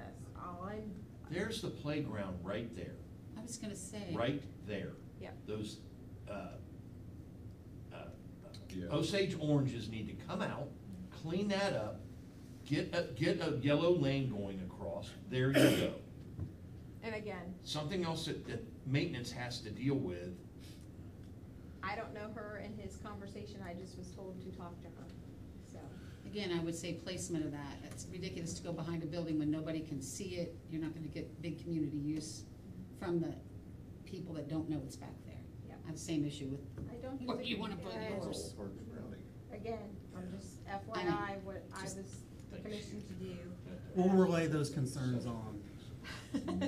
So, I will know more when I meet with Verlina on Thursday too, to see what was discussed and, yeah. The other piece per council, the last council meeting, Damon Park did come back up in conversation as us, looking towards improvements there, making that somewhat of a priority in 2025 as well. I don't disagree, we just need to decide what there. My suggestion would be, we do a citizen's comment, have them come down and talk to us. And, great, but we'll start there to at least hear what they have to say. And when would your goal be to have You're that? not thinking that? Well, I mean, Middletown Connect's kind of already done that. Yeah, but my God, didn't they wanna put, Okay, a so, pool or, in so, there? so is Middletown I mean, Connect Jesus. going to take care of this park then? Okay, That's right. then they need to come down and talk to Park Board. That's my Okay. suggestion. When would you like them to do that? I mean, we'll have to figure that out. I'd say go for next meeting, we'll talk about it. Have them come or talk about? No, when? talk When? about a meeting time. I would just prefer not to get, because we've got to finish up Sherman, we've got to finish up, we gotta get on Goldman. So, Okay, but so we'll discuss next meeting of when they would come and visit. Okay. maybe January would make more sense. Yeah. Okay. That's all I've got. They do. Any questions? Do they? Hey, any questions? go to comments from the board. Danielle? I don't have any comments, but I did just wanna say, not as a board member, but just as a mom, at Sherman Park, thank you guys for all the efforts that everybody's put in to get that park, up and running again. It's really appreciated by me and my kids and everybody that lives around there. It's been life-changing for them, so just wanted to say thank you. Thank you. Doris, I would like to offer, because I totally forgot to get this on the agenda. And Jerry, we probably need to have a spot for K and B, Okay. and that's my fault. We just don't do that. But Doris, do you have any? Talk to us, Doris. Well, of course, we've got the river cleanup coming up the 21st from 9 till noon. Sign-ups have already started. I think we've got about 20 people signed up for our spot, but there are 3 spots in Middletown. And one of them is gonna be kayaking up the river, and they get a lot of trash that way. Where are the 3 spots in Middletown?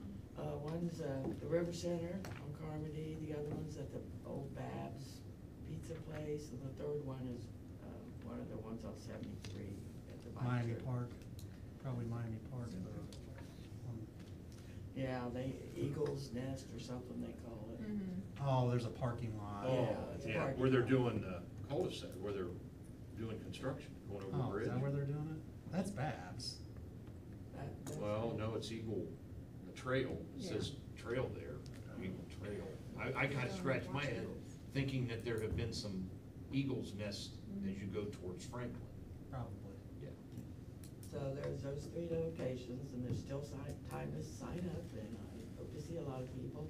Also, today, Cleveland Cliffs Pilot Chemical reached out to me again, and they're looking for a project, and they always do a great job, and I emailed Charlie and Ed, and I'm sure we'll come up with something for them. And I'm sure they'll wanna, give us $5,000 for something, so let's keep our eyes open for $5,000, maybe a Goldman, or maybe for some trees around the bleachers and the We Or maybe- appreciate it. I know that at one point we talked about, planting trees along the street, between the street of Goldman and Roosevelt? Roosevelt. That might be something good for those. Well, Yeah. we'll have to find out, That'd be if cool. the city can. Well, I'm curious, here again, you gotta be careful, you're trying to work with the user group, and where are the bleachers going in the same location as they are now? And then, is there room, until we know where utilities might be going, here again, it's a plan and understanding what Greg, since they're the primary user at the moment, what they're going to do, so. And, and you guys know I'm big on water bottle refill stations, and I can't think of a better park to put one in, and they're about $3,000, so maybe we could do that Yeah. at Goldman and plant a couple trees. But you said there's a grant available for that too. That's EPA, it starts in October, I wouldn't know who would want to write that. The new grant writer, would I? Yeah, I will look at. Jerry, you can do it, can't you? I've written Sure. a couple. Since that's fall, that's October, that's next month. yeah, I'll email you around that. If you have info on that, send that I to me. do. That's- I'm just pushing out ideas out there. No, Maybe a that's- project you can think Right. of, but they wanna do that by the 1st of October, so. we'll Ooh, do gonna be something. quick. Yeah. In my spare time. Thank you, Doris. I have a question. I saw where, I was in Monroe, they have a sign up about river cleanup. Do we have a sign like that in Middletown? There are billboards all over in town, and I put signs I've up seen a today. number of billboards for it. Yeah. Yep. Okay, yeah, I've seen those. It was just, and it was not as nice. I just happened to see it, and I thought, oh, river sign. Mr. Armbruster, any comments? No, well, yeah, I do. I go by Sherman almost every day, and it's exciting to see what's cooking, what's happening. And I don't think anything has happened like this since Jayco, since we put the splash pads in. And it's great to see us getting some traction, because we got some money. And I think people are gonna be aware of that. And I think it's exciting. That's it. Thank you. David? Yeah, with regards to Sherman, I just think the transformation of that park, it looks great. It's really exciting to see, and Scott, I really appreciate the fact that you came to the meeting today. Thank you, and I also want to just share that Charlie and the rest of your team have done just an awesome job. The quality of the work there at Sherman. Nathan hasn't been making me go to council meetings, so I told him I would go to park board. That's way easier. Thanks. I do have one question. I was asked, in fact, this weekend at the Sorg, and I didn't go down and check it out, but a resident asked me about stakes along the riverbed, maybe on the Where at? north On side of Carmody, Carmody. there's a station. You know what, that's funny you ask, cause I'm not sure, cause Holly Owens asked me that same question this morning, because the old guys at McDonald's on Verity were asking her. So, it might be utility construction, I'm not sure, but I'll have to look into that, I just don't know. Okay. So, You do, I mean, you've seen the T-bar, I mean, all the work that's being done under the bridge. That's at the Germantown Bridge. Oh, okay, down. You're talking about right over here at Carmody and Columbia? Yeah. Yeah, Okay, Yeah, I'm not sure, that was brought to my attention today. It's Making not, sure it's not a double check. city project. lot going That on I'm in aware the of. sense along the river, right? It doesn't, well, there was a lot, There's a lot of the person activity. said a long string of stakes set up. Yeah, I didn't go Both look. sides. It's on both sides, I saw it today. I haven't driven by there yet, but it could be a utility company doing something or surveying for some future. Got it. anything else, David? Yes, thank you. Julie? Two quick things. One, I have a connection with people that help out at Bulls Run, and I didn't know, it's just kind of a user, they're the group that maintains it and does everything, and I wondered if we didn't want to have them come in just to tell us what they're doing as an informational thing, maybe like in December or something, when we're not jammed up with all of this. If you guys thought that might be an interesting thing to have them, I'm fine a with it. 10-minute little, here's Sure. Bulls Run. So, Okay. December? Well, I was thinking sometime where we're not jammed up with all of this. So it was just a thought, I didn't know whether it was, they're not asking for anything, it was just informational. Now, they might come up with something to ask, but it's just an informational thing of what we had talked about. So, okay. And then the last thing I thought about, I should have brought this up, but it didn't hit me when we were talking about Sherman, about lighting. Did we ever figure out what to do about lighting? Well, Scott At the is far trying to end. make time for, I think, any of us to go down for very briefly. I did finally go down, and I'm probably gonna, I don't know if I'll have time tonight, but I did go down during the evening, but Scott would like to meet. He's Well, been- then I was gonna bring so we have an electronics maintenance supervisor that can help us brainstorm. really think about this. what we need, and he's very good, he knows all the lighting companies and. Right, I think that's very important. So, yes, That's all I was, he forgot to ask he about was on that. vacation, I've got some employee issues, and we're just been super busy, and I would like to get there. I just forgot it, that's all. And that's it. And then I'll take a motion to adjourn. So moved. Second. Thank you all. Thanks. That was fair.